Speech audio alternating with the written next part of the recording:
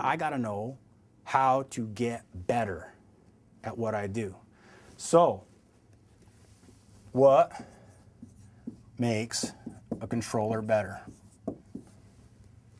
What makes a controller better? And when I do this, you're going to say, like, duh. It's simple. It's common sense. So what does this controller look like? If I was going to, if I was going to dress that controller up, what would that controller look like? So, simply. Now, there's going to be some maybe discussion about this. If I have a controller that can handle 8 airplanes, and I have another controller that can handle 10 airplanes, which is the better controller? Now, okay, is the situation the same and that? Yes, everything is exactly, completely static. Which is the better controller? Wouldn't we all agree that's the controller that can handle 10? Don't we? Don't we agree that that's okay? Very good. So what that's going to reveal now is the second component.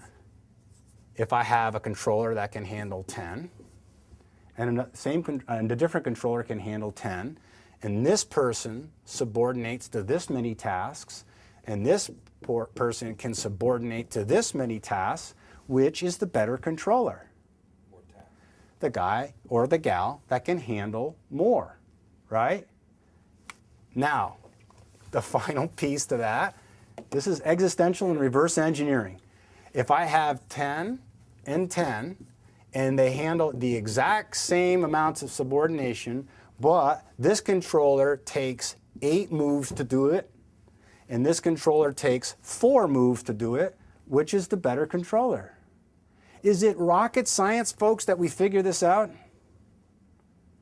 Is it some sort of mystical thing that this is not hard stuff? So what we have come up with is you've got to learn how to increase your capacity, right? That's 10 and 8, right?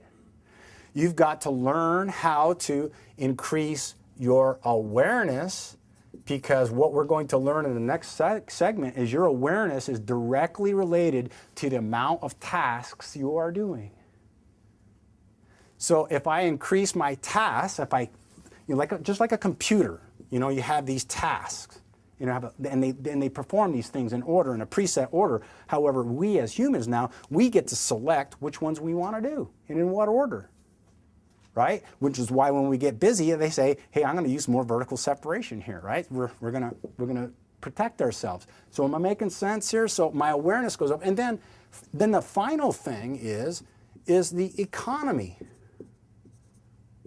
of the moves, right? Because if I have a system that I can be economic with, then it